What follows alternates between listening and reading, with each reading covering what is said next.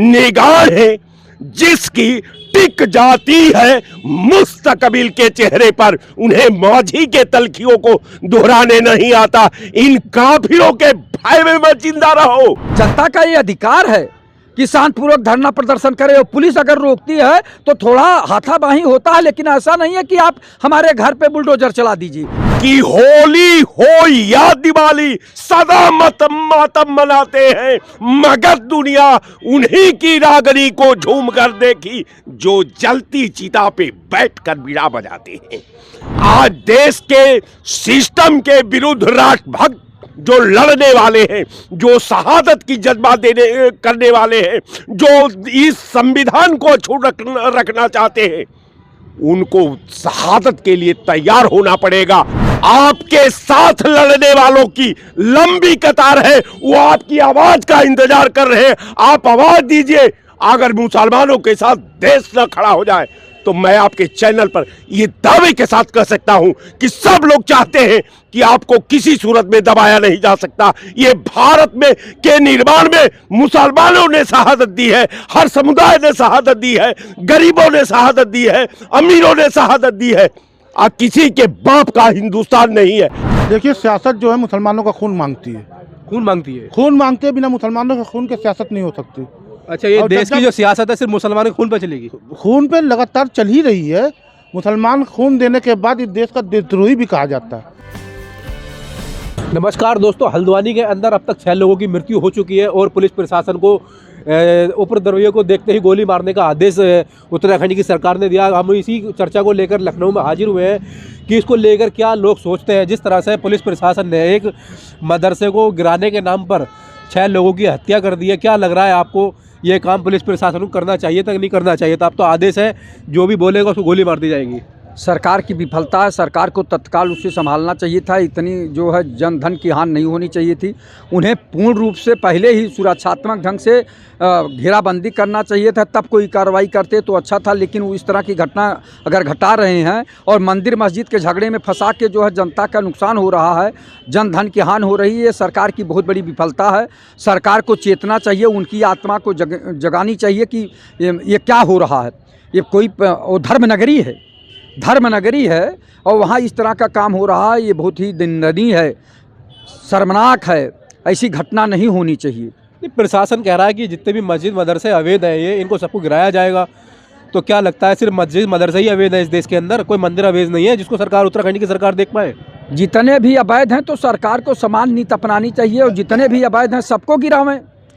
हमें नहीं कहते कि मंदिर गिराएं या मस्जिद गिराएं, लेकिन जितने अवैध हैं उसे गिराना चाहिए। इसलिए कि चूंकि तमाम लोग रोड पे तमाम चीज़ें बना दिया, चाहे मंदिर हो चाहे मस्जिद हो, तो जो गलत है वो गलत है। लेकिन जनधन की हानि नहीं होना चाहिए था। सरकार को सचेत होना चाहिए था और इस पर पहले से जो है घेराबंदी करना चाहिए था। जो घटना घटी है बहुत ऐसा मामला अदालत के अंदर विचाराधीन था, तो ऐसी क्या जरूरत आन पड़ी प्रशासन को कि एकदम जल्दबाजी के अंदर उन्होंने फैसला ले लिया?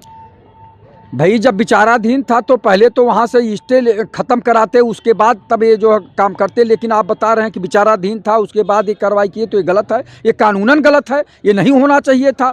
बहुत जल्दबाजी नहीं दिखानी चाहिए किसी काम में। जो गलत है तो गलत है, उस सरकार को जो है सोचना चाहिए था। सरकार तो संविधान से चलानी चाहिए ना, कि मंदिर मस्जिद के नाम से चलानी चाहिए।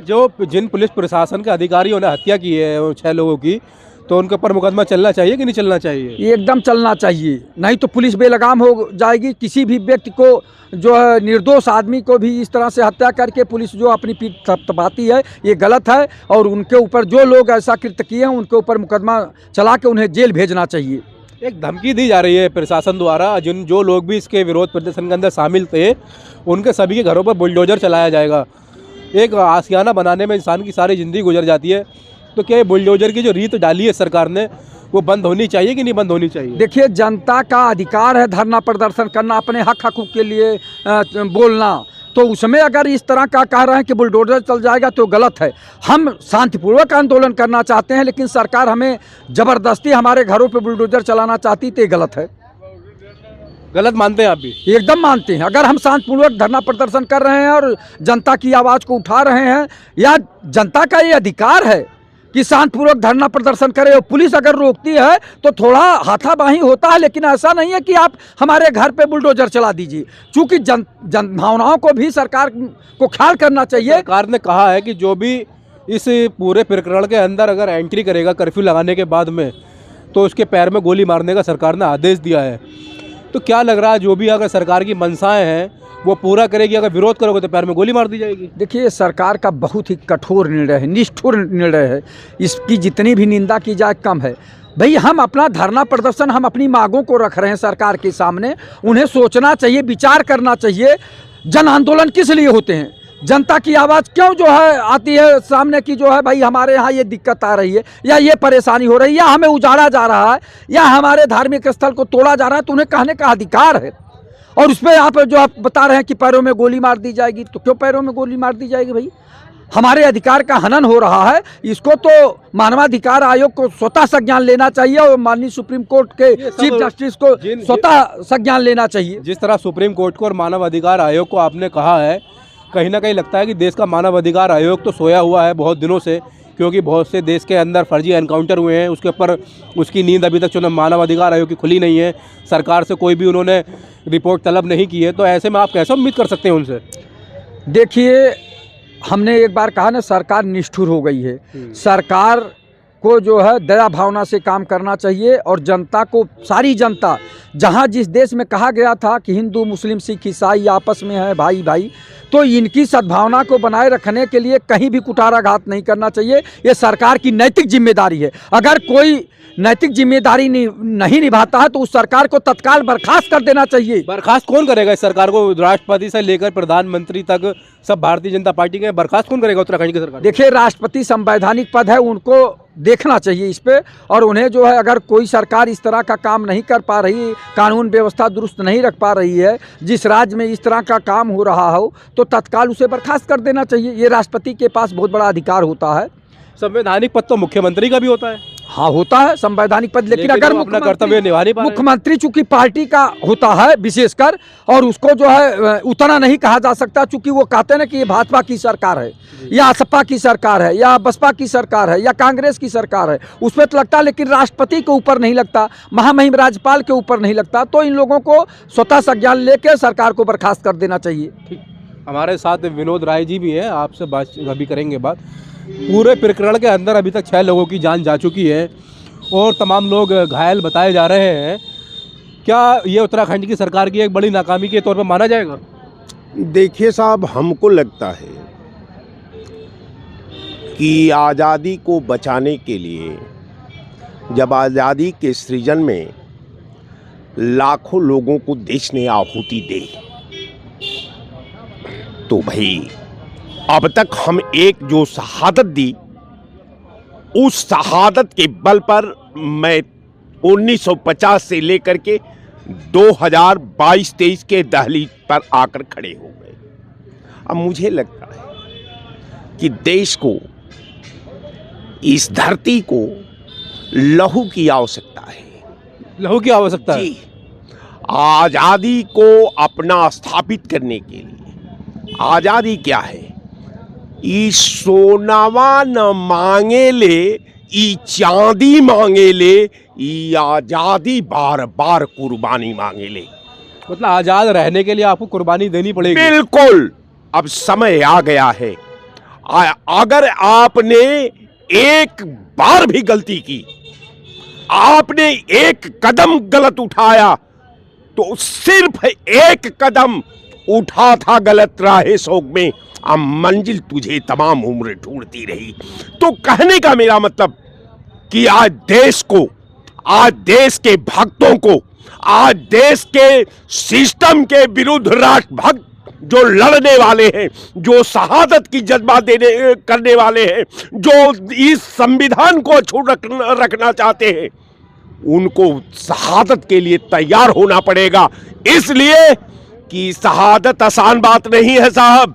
ये शहादत तब होती है जब बहुत से लोग अपने दुखों की गीत गाते हैं। कि होली हो या दिवाली सदा मातम मनाते हैं, मगर दुनिया उन्हीं की रागनी को झूम कर देखी जो जलती चिता पे बैठकर बीड़ा बजाते हैं।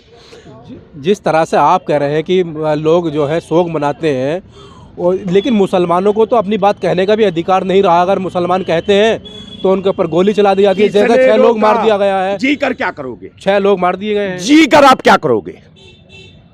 जब जिस धारा का सम्मान से खेला हो रहा हो, उसके अस्तित्व से खेल रहा हो कोई, जब उसके धर्म के अस्तित्व से खेला हो रहा हो, तो उस कौम को अपनी शहादत देनी ही पड़ती है। अगर कौम शहादत नहीं देगी तो संविधान भी देश का सहायता नहीं कर सकता।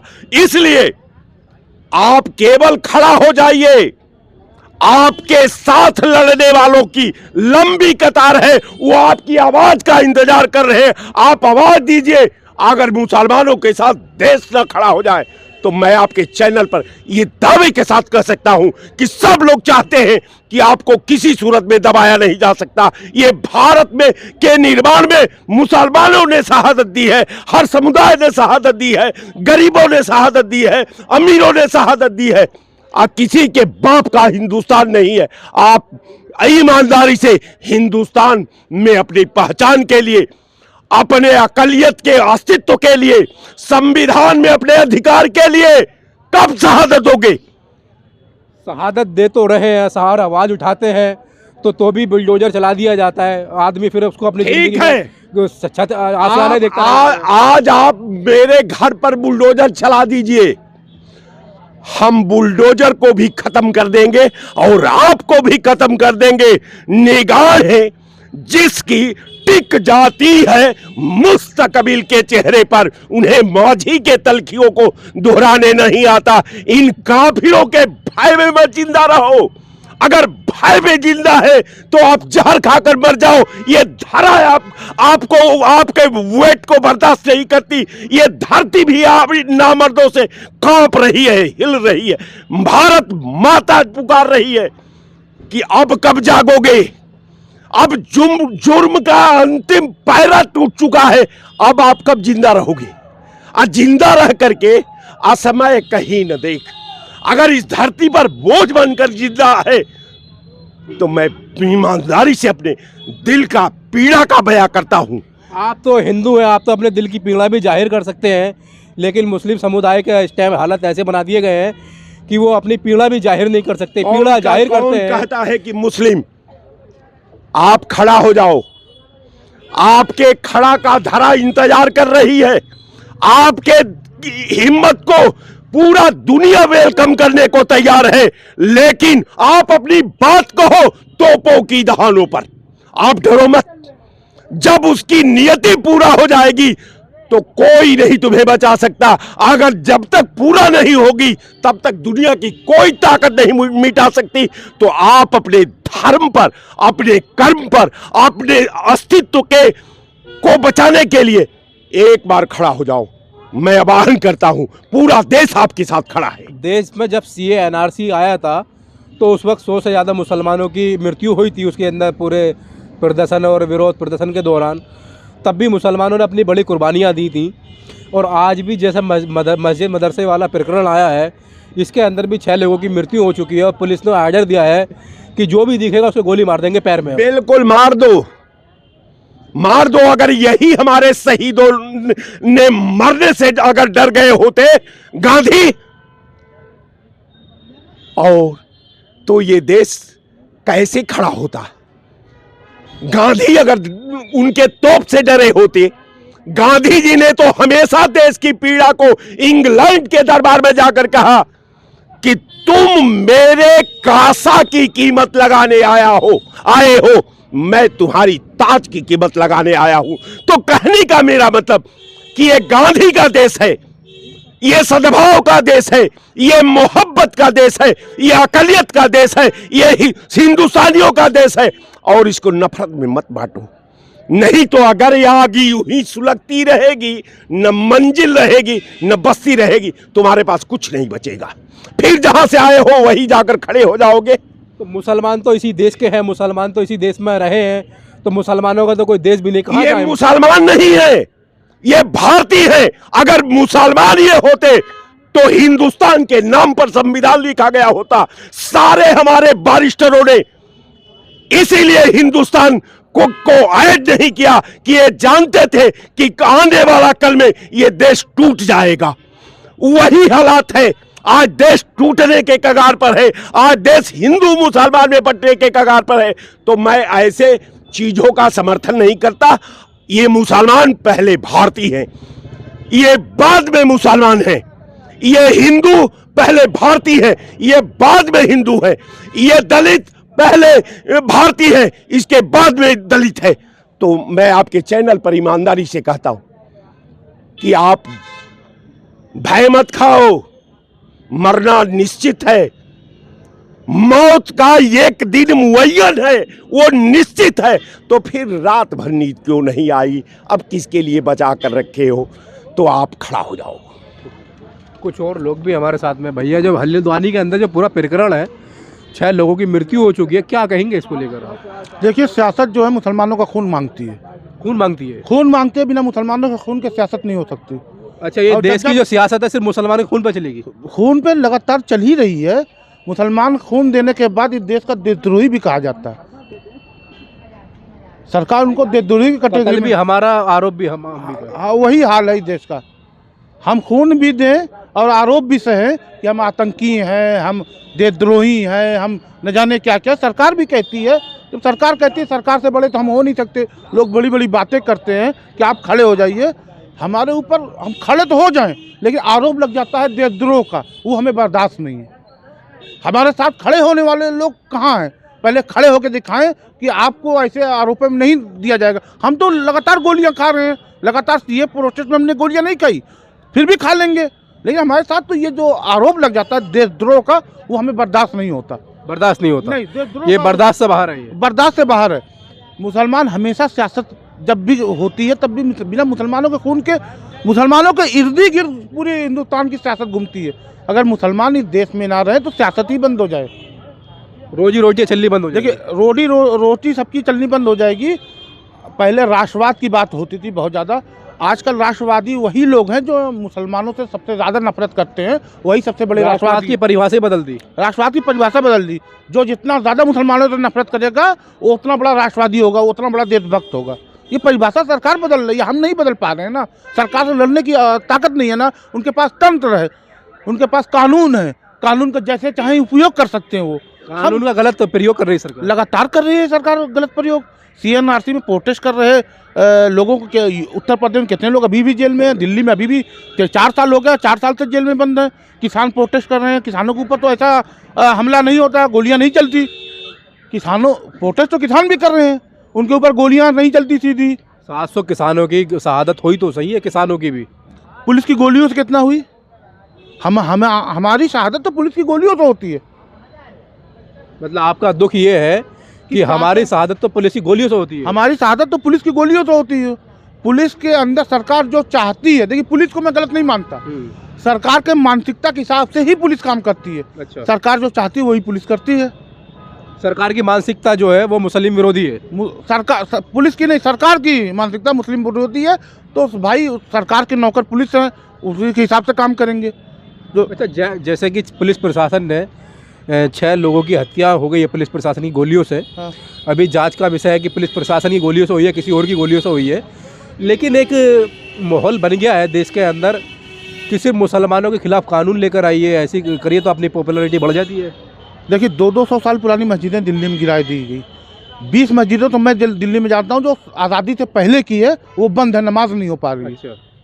मुसलमानों के देश में अपनी जो पहचान है, उस अपने धर्म को पालन नहीं कर पा रहा है इस देश में, ये सरकार नहीं करने दे रही है। ठीक, कुछ और लोगों से बातचीत करते हैं। क्या इस देश में मुसलमानों को अपनी पहचान भी जाहिर करने से रोका जा रहा है? जो भारतीय जनता पार्टी सरकार है उसका एक विशेष मतलब कह सकते हैं अपन जो है टारगेट है मुस्लिमों को।